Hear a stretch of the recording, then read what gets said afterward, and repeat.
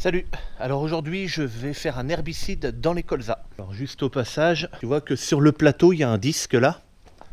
En fait c'est le disque qui se met là-dedans là. Pour, tu vois, quand ce disque là en fait pour éviter de projeter trop loin, il y a un disque en fait qui empêche la terre d'aller trop loin. Bon c'est rien du tout, hein, c'est juste le boulon qui a coupé. Faudra que je le remette. Tu vois, je vais te faire voir l'autre. Tu vois, c'est comme ça en fait. Et au-dessus, il y a un boulon. Et donc voilà, mais de toute façon là les semis sont terminés, donc il n'y a pas de souci. Je passais à côté, je te le fais juste voir comme ça.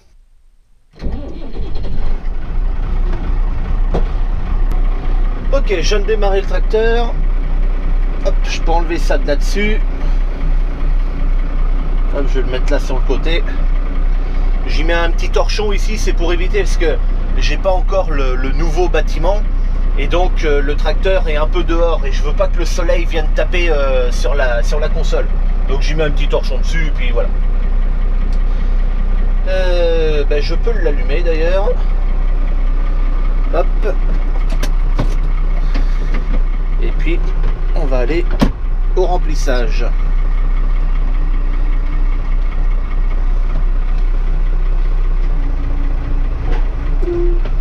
Hop.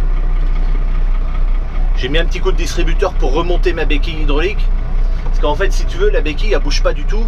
Mais comme elle est branchée et que le distributeur, il est à peine bien mis, elle a tendance à descendre un tout petit peu. Pas pendant que je traite, hein. Mais là, c'est parce que ça fait presque 2 semaines que le tracteur n'a pas bougé de place. Donc, du coup, la béquille avait descendu un tout petit peu.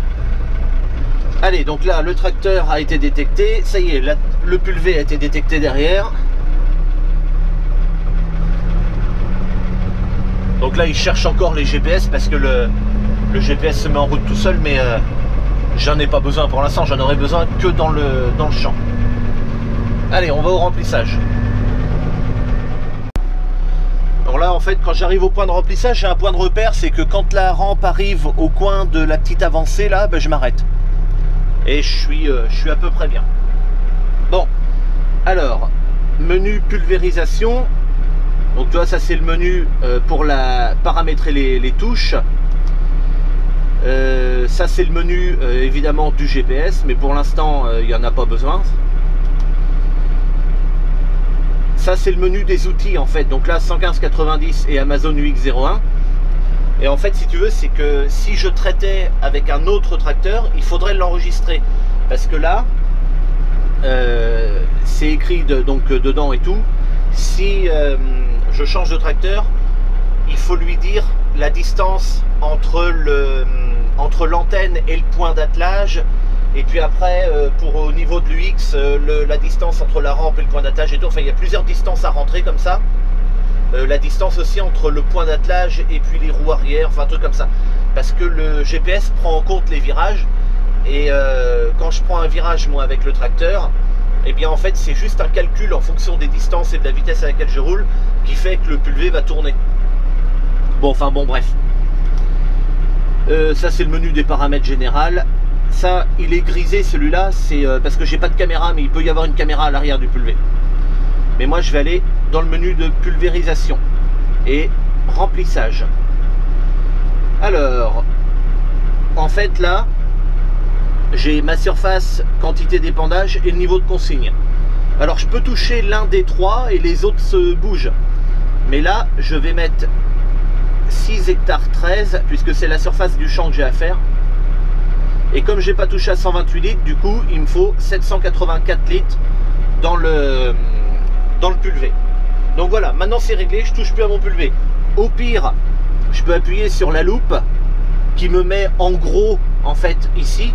Alors ça c'est pour ceux qui n'ont pas, tu vas le voir derrière, le petit écran comme moi. Ils peuvent le voir si le boîtier est placé un peu différemment dans la cabine. Ils peuvent le voir en gros en fait leur niveau de remplissage. Moi ça j'en ai pas besoin, donc je le laisse comme ça. D'ailleurs je peux même faire retour puisque maintenant ma consigne est enregistrée.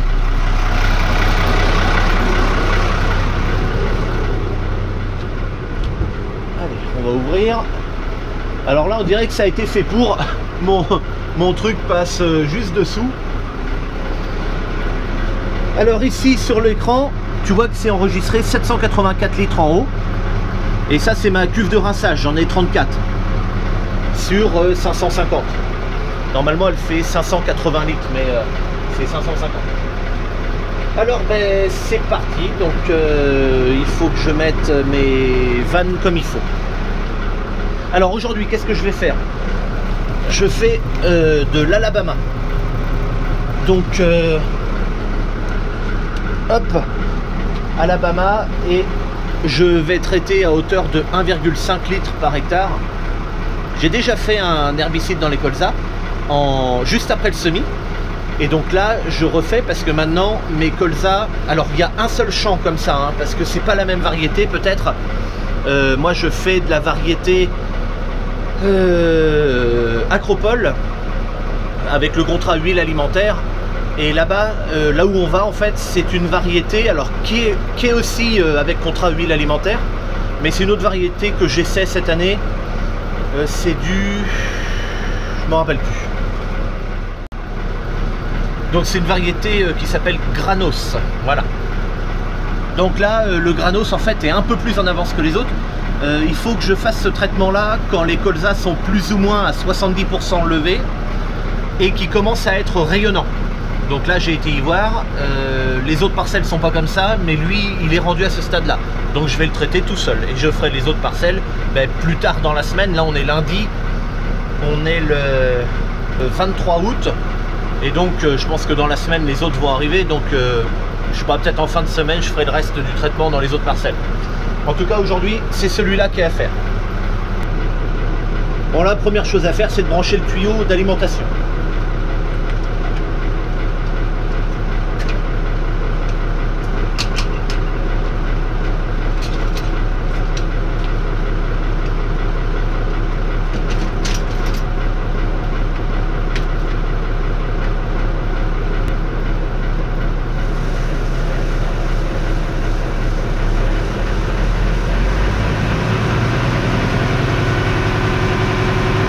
Ok, le tracteur est accéléré à 1300 tours.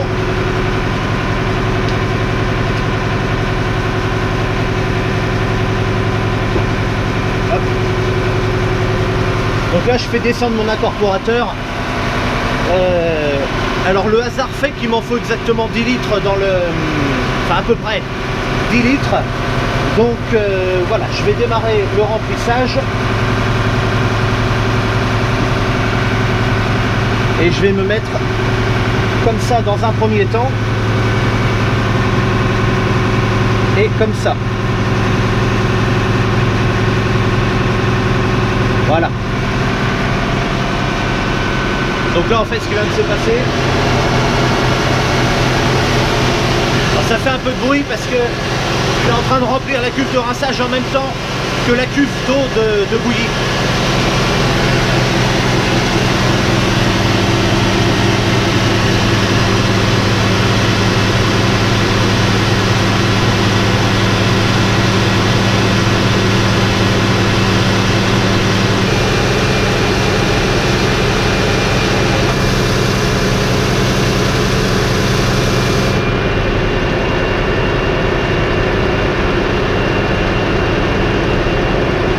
Tu l'as vu, j'ai fait remplir ma cuve de rinçage en même temps que l'autre et je viens de l'arrêter là.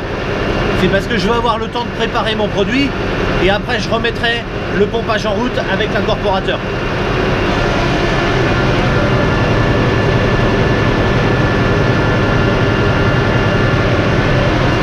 Voilà, donc là c'est terminé. La vanne a redescendu toute seule, là c'est passé là.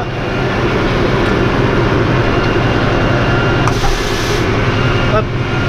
Ici je le passe en pulvérisation. Et puis voilà, j'ai plus qu'à débrancher et puis je m'en vais. Allez hop, marche arrière, on s'en va.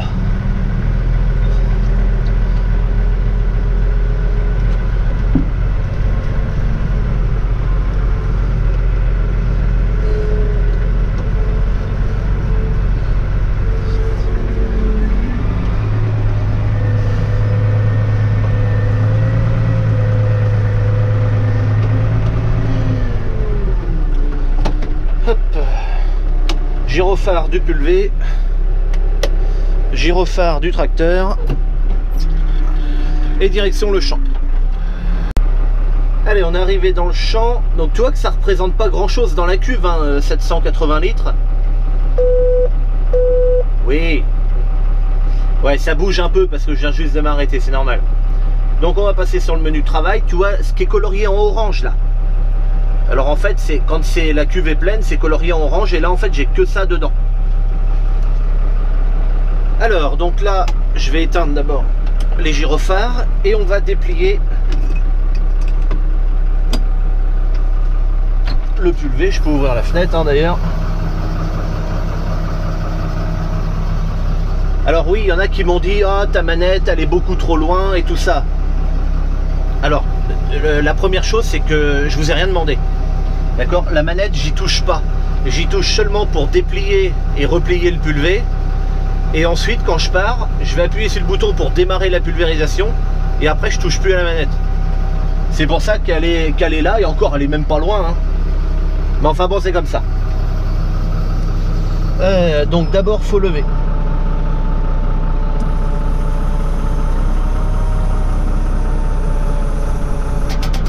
Hop. Alors là maintenant, après avoir levé, tu vois que ma rampe s'est affichée, elle est plus repliée comme elle était avant. Et on va déplier le pulvérisateur.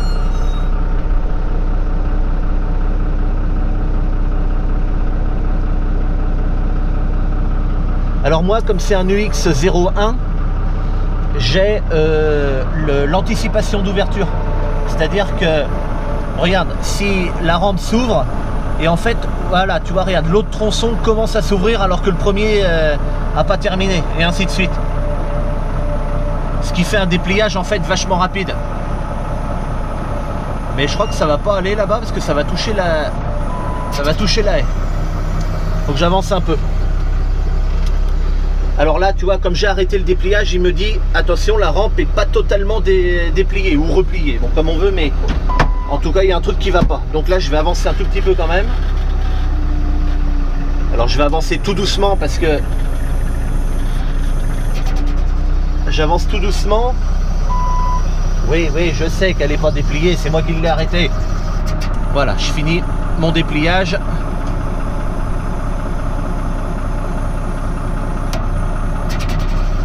Voilà. Et donc là en fait au fur et à mesure que mes éléments se déplient, j'ai les tronçons qui s'activent au fur et à mesure jusqu'au dernier. Alors là il y a une croix, là c'est verrouillé, donc il faut que je déverrouille. Alors là c'est pas compliqué en fait parce que j'ai réglé. Donc en fait ça se passe ici, donc réglage, profil. Et ici, sélection de la fonction démarrer, et moi tout est coché. C'est-à-dire qu'en fait, elle va activer le mode de pulvérisation automatique, elle va activer la coupure de tronçon automatique, elle va déverrouiller la rampe et elle va activer le suivi de terrain. Donc je repasse sur mon menu de travail et en fait, au lieu d'activer là, de déverrouiller ici, j'ai juste appuyé là. Une fois, là elle est en train de déverrouiller.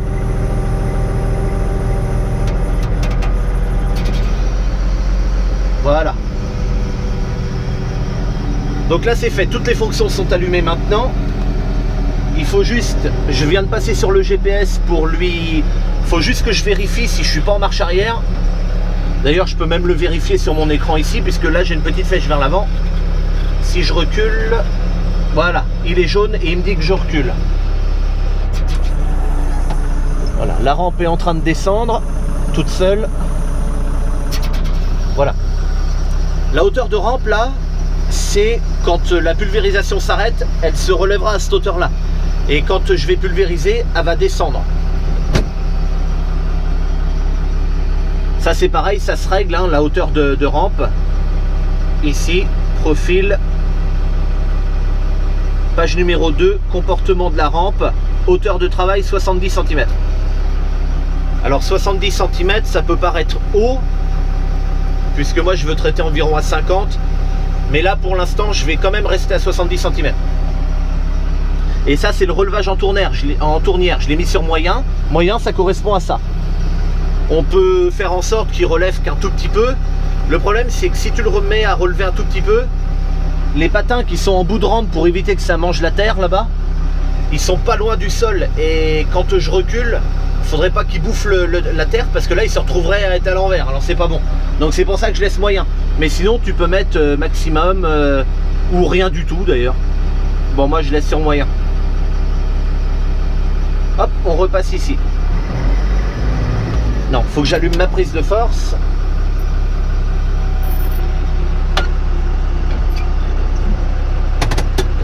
Hop. Donc là en fait ça vient à fond ici parce que le curseur qui est à fond, ça veut dire que la pompe est à son maximum de ce qu'elle peut faire. Pourquoi? Parce que je suis au ralenti qui a 1,7 bar. Là la pompe essaye de faire 5 bars à l'arrêt. Quand je pulvérise, après ça descend, hein. Mais en circulation continue elle est à 5 bars. Et donc si j'accélère,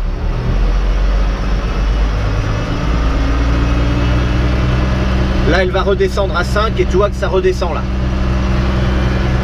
Alors c'est un bon indicateur ça, parce que je sais moi si la pompe arrive à son maximum de capacité ou pas. Là ça clignote, c'est normal. Je vais refermer.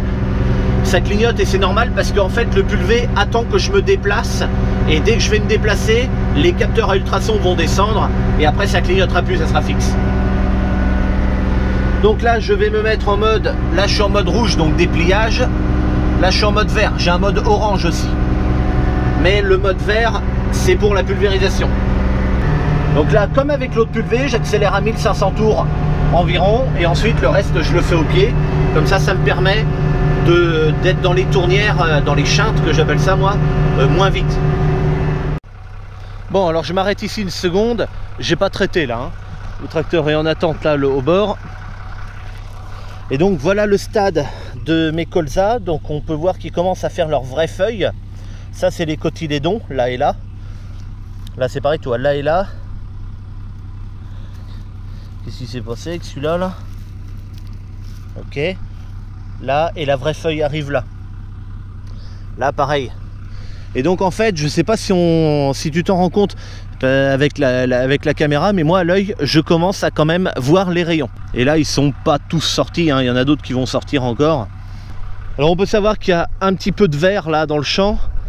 Donc ça c'est des repousses de blé qui se sont faites dans les anciens passages de pulvé. Parce qu'en fait si tu veux, les anciens passages de pulvé, tu vois il est là, hein. Roue droite, roue gauche. Et maintenant moi mon pulvé, faut que je passe ma roue dans la roue là, et l'autre roue elle est là quoi, puisque j'ai changé de largeur et je dois me déporter de 2 mètres par rapport à mes anciens passages, parce que mon pulvé fait 4 mètres de plus qu'avant. Avant il faisait 32, maintenant 36. Donc comme il fait 4 mètres de plus, forcément sur un côté il n'y a que 2 mètres et je dois m'écarter. Et comme la voie de mon tracteur est à 1,80 m, eh ben c'est facile parce que c'est à peu près ma roue droite dans la roue gauche, à quelque chose près. Allez, tu te décales un peu plus de ça et puis t'es dans le bon passage. Bon, les repousses de blé là qu'on a ici là, c'est pas méchant, tu vois, c'est vraiment dans les anciens trains de pulvé, parce que entre deux, tu vois, il n'y a rien. Ça c'est pas méchant. Si j'arrive pas trop à gérer ça, ça va se gérer avec un produit genre du Fusilade ou un truc comme ça. Ça va les dégommer, il n'y en aura pas pour longtemps. Sinon vu de dessus, tu vois, on les voit quand même pas mal, hein. On commence à les voir sérieusement. J'ai le hockey en plus.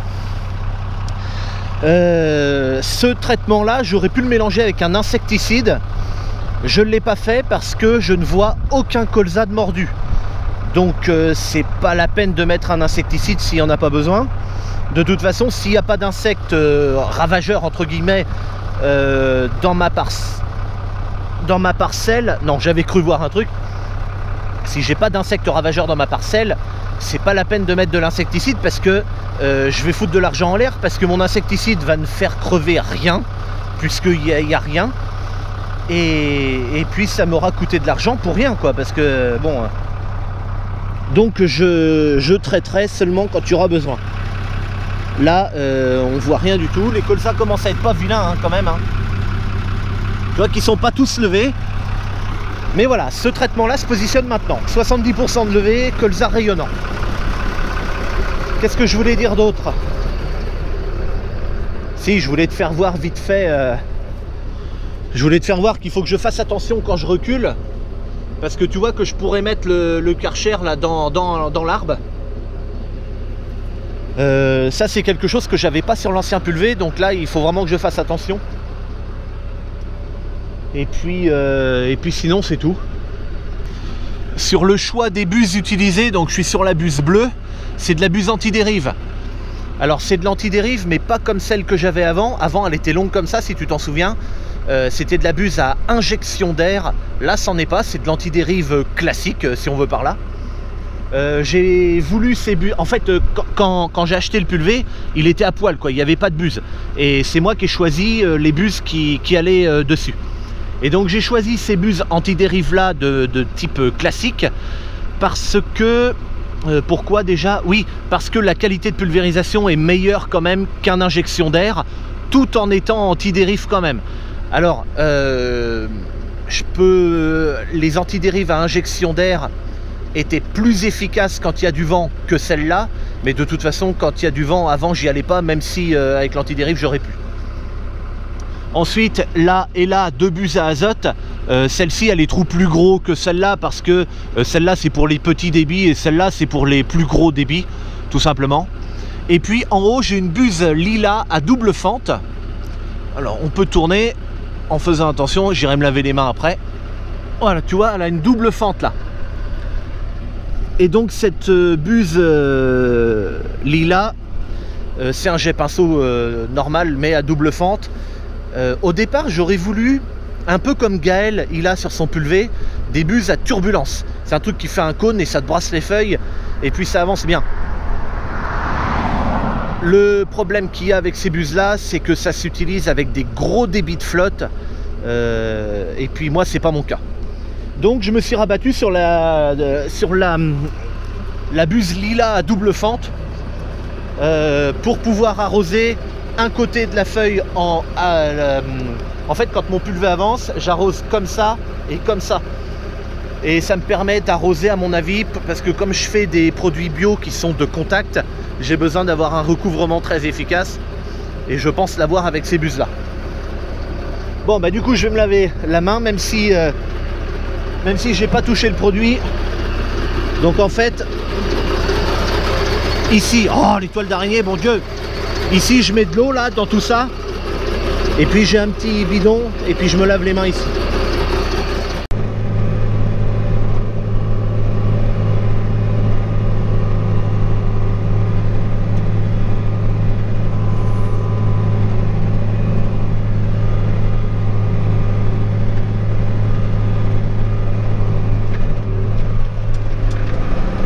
Donc la rampe est quand même vachement stable et là je suis à entre 11,5 et 12 km/h.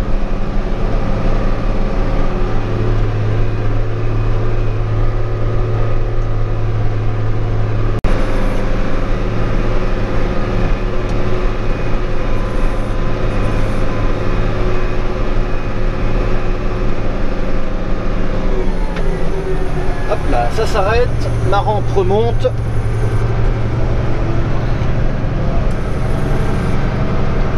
Alors tu vois, ça me fait faire des passages en moins parce que avant j'avais un passage de traitement ici pour faire le petit triangle qui manquait.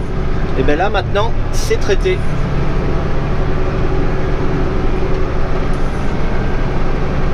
Donc là je reprends mon passage de traitement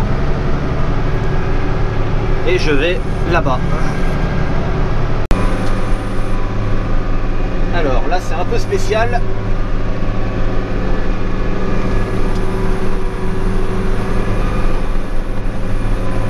Traite un peu en travers, mais avec le GPS du coup c'est exactement ce qu'il faut et voilà.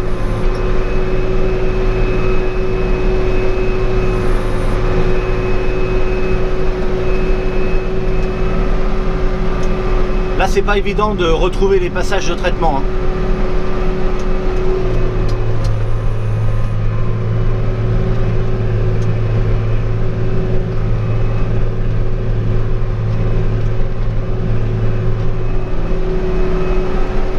70 cm, en fait, ça va avec les buses anti-dérive, comme ça va. Et quand je ferai les insecticides et les fongies, je mettrai les buses couleur lilas. Ça sera mieux. Donc là, tu vois, je voulais te faire voir aussi qu'on pouvait accéder au menu travail ou au menu GPS avec des touches de raccourci. Et quand je suis dans le menu GPS, au bout d'un moment, les fonctions sur le côté, elles s'en vont pour te laisser vraiment toute la page du GPS libre. Voilà, donc là, les commandes viennent de s'effacer et pour les réafficher, en fait, il suffit juste que je passe la main devant. Parce qu'en fait, en bas, là, il y a des capteurs de proximité. Et donc, ça se raffiche. Et puis, si je repasse pas la main devant, ça va encore se récarter. Ah oui, autre chose aussi. Il y a une limite de champ, donc le pulvé, même s'il sort dehors, ne pulvérisera pas en dehors de ma limite. Et ma rampe, en fait, elle va descendre avant de commencer à s'ouvrir. C'est-à-dire qu'avant, sur les anciens pulvés, la rampe ne descendait qu'à l'ouverture du premier tronçon ou de la rampe complète. Enfin, ça dépend si tu es en coin ou pas. Moi, ma rampe, elle va descendre avant. Et comme ça, quand la rampe s'allume, ou seulement un tronçon, pareil, si tu es en coin, eh ben, il est déjà à la bonne hauteur au moment de l'allumage. Je vais essayer de te faire voir ça. J'ai plus qu'un passage à faire ici. Alors.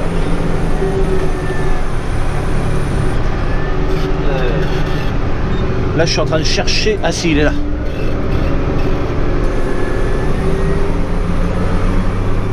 Hop, regarde. La rampe est en train de descendre, elle n'est pas encore allumée. Tu vois, c'est toujours pas allumé. Et hop, là, ça s'ouvre et elle est déjà à la bonne hauteur. Voilà. Ah bon, en fait, ça pulvérise à gauche, mais enfin, c'est... T'as vu, quoi.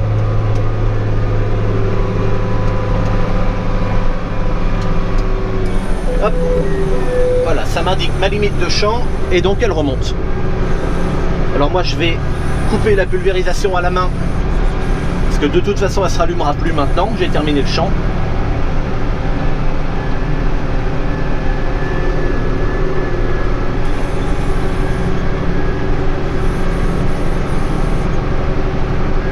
Et puis voilà, la sortie du champ est juste là. Tiens, je vais m'arrêter ici. Hop, pour replier.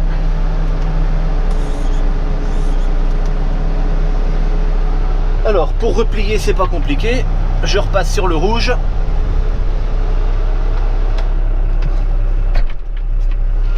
On peut ouvrir maintenant que je bouge plus. Hop là, je coupe la prise de force, il n'y en a plus besoin. Et là, en fait, j'appuie juste sur cette touche pour replier. Je verrouille pas le cadre, je la remets pas droite avant. Tout ça, ça va se faire automatiquement. Quand je vais appuyer sur la touche repliage, elle va se verrouiller, elle va remonter d'ailleurs. Enfin, tu vois. En fait, j'appuie sur repliage et puis c'est tout. Et elle va faire le reste. Tu vois, elle recommence à plier les bouts pendant qu'elle remonte.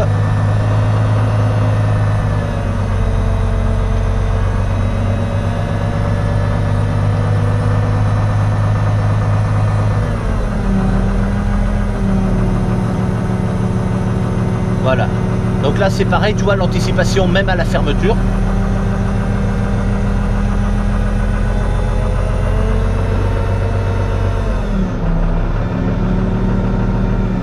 Là, je remets au ralenti.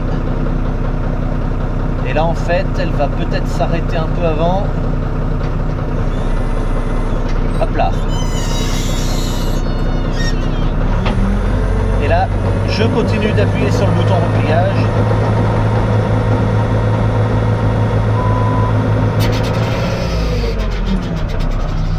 Et voilà, en fait, tu vois là, en appuyant sur le bouton repliage, elle s'est relevée, elle a verrouillé le cadre. Enfin, d'abord, elle l'a remis droit s'il n'était pas droit. Elle a verrouillé le cadre, elle a replié mes rampes, les deux en même temps, parce que je peux faire rampe par rampe si je veux, mais là, c'est aucun intérêt. Elle a coupé la coupure de tronçon automatique. Qu'est-ce qu'elle a fait d'autre? Donc oui, elle a fini de replier. Juste à la fin, tu as vu qu'elle s'est arrêtée et après elle a repris.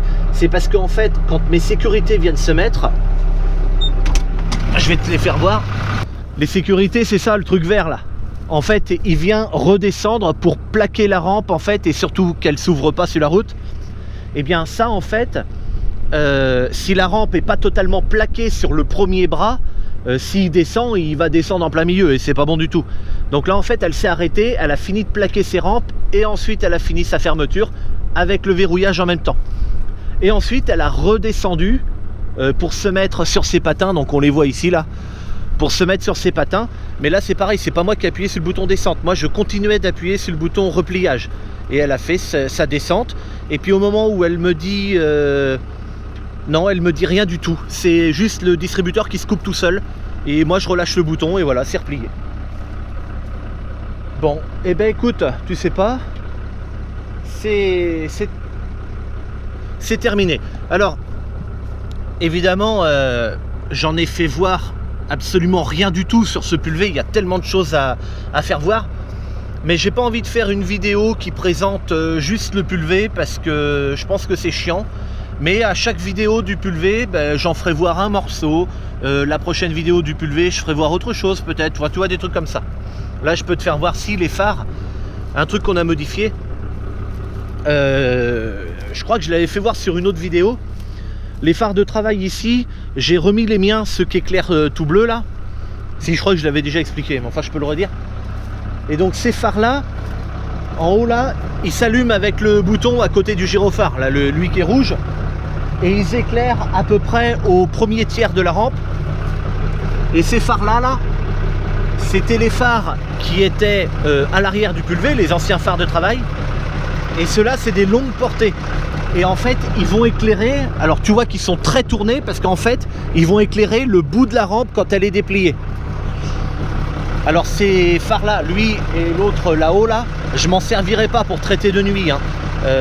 En fait moi quand je traite de nuit, tout est éteint sauf mes deux feux de rampe, donc les bleus, et puis mes phares de route devant pour éclairer l'avant. Mais sinon je travaille dans le noir, parce que si j'allume les feux et tout, je vois plus ma rampe. Enfin, je vois ma rampe mais je vois pas les jets qui coulent. Donc moi je travaille dans le noir. Et ça je les allumerai pour les phases de pliage et de dépliage de la rampe la nuit. Et aussi j'ai une parcelle qui a des poteaux, et je m'en servirai également à l'arrivée des poteaux, parce que je sais où ils sont, hein, les poteaux, je suis habitué, hein. Donc je pourrais allumer les phares pour voir le poteau vraiment arriver contre la rampe, et je m'arrête et ensuite je passe à côté, enfin voilà. Allez hop, bon ben moi c'est terminé.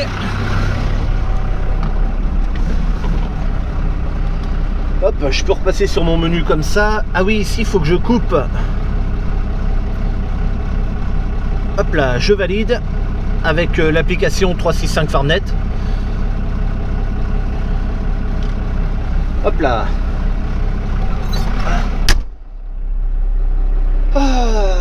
Et puis voilà, et après j'aurai un cycle de nettoyage à faire. Tiens, je peux te le faire voir aussi, le menu. Hop. Le cycle de nettoyage est intensif, rapide, que la rampe ou alors de la dilution. Voilà, donc ça je vais pas le faire aujourd'hui. Enfin je te le fais pas voir aujourd'hui, mais je pourrais peut-être le faire voir une autre fois, mais c'est tout con. Par exemple, regarde, si je fais nettoyage rapide, tu vois qu'il me fait il faut que j'ai pas plus de 42 litres de fond de cuve, donc là je les ai pas. Il me faut au moins 200 litres dans mon eau de rinçage, donc là c'est coché vert, donc les deux. Par contre la rampe est pliée et là c'est pas bon, il y a une croix.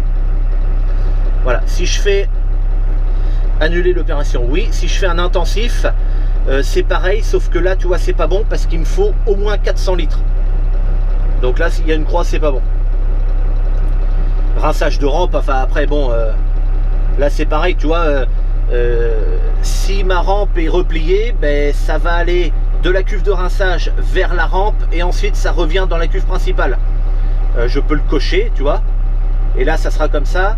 Et sinon si je veux le faire rampe ouverte, je coche celui-là, ça va de la cuve de rinçage vers la rampe, vers la pulvérisation. Donc là c'est pareil, j'annule. Et puis après ben, la dilution, c'est juste l'eau du rinçage qui passe dans la cuve principale pour diluer et c'est tout. Voilà, ah, ça c'est l'agitation, c'est pareil, je le règle comme je veux.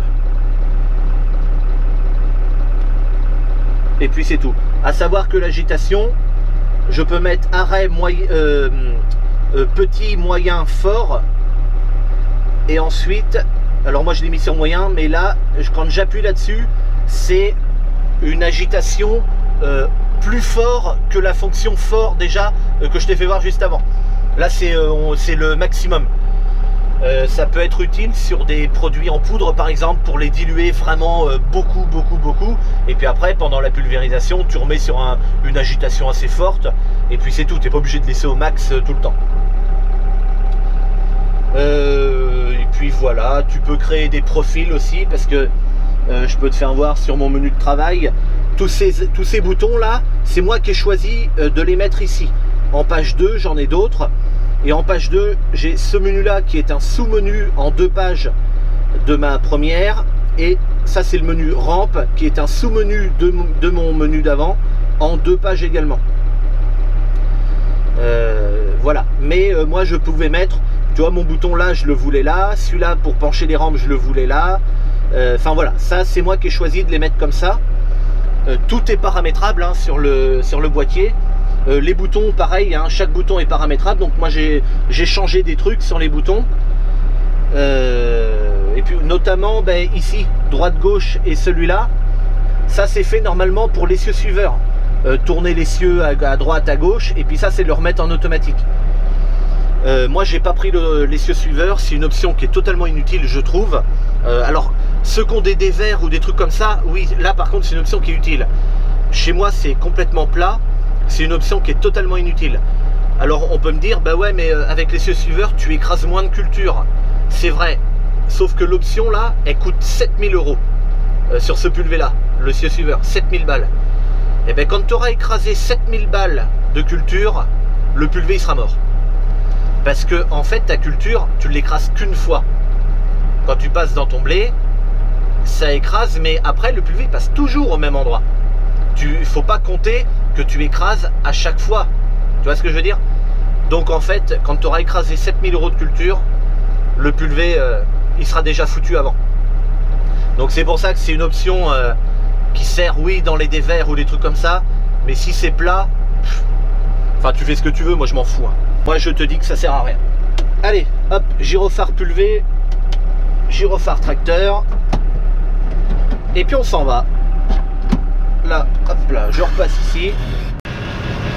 Allez, je te fais voir un dernier truc avec la lance du nettoyeur haute pression qui est à l'arrière. Là, je veux en fait, c'est juste pour enlever la poussière qui est dessus.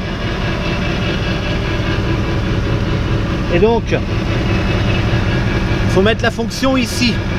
Puis après, cette manette là. Mais avant, il faut bien penser à dire à la traiteuse de prendre dans la cuve de rinçage. Parce que sinon, alors là, tu vois, il m'en reste 0 litre dans ma cuve principale, mais si il me restait, par exemple, je sais pas moi, 100 litres parce que je veux nettoyer, je sais pas pourquoi d'ailleurs, on s'en fout. Et ben si je laisse ça là, c'est du produit de traitement qui va sortir au Karcher. Donc là, il faut mettre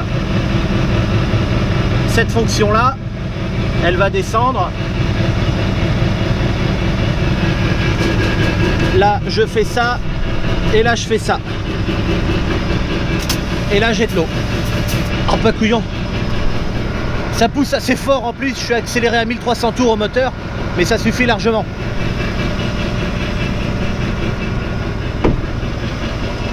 Voilà, tu vois, parce qu'il est dégueulasse et je voudrais juste enlever la poussière pour qu'il soit propre, quoi, c'est tout. Allez, moi je te dis à bientôt pour une prochaine, salut.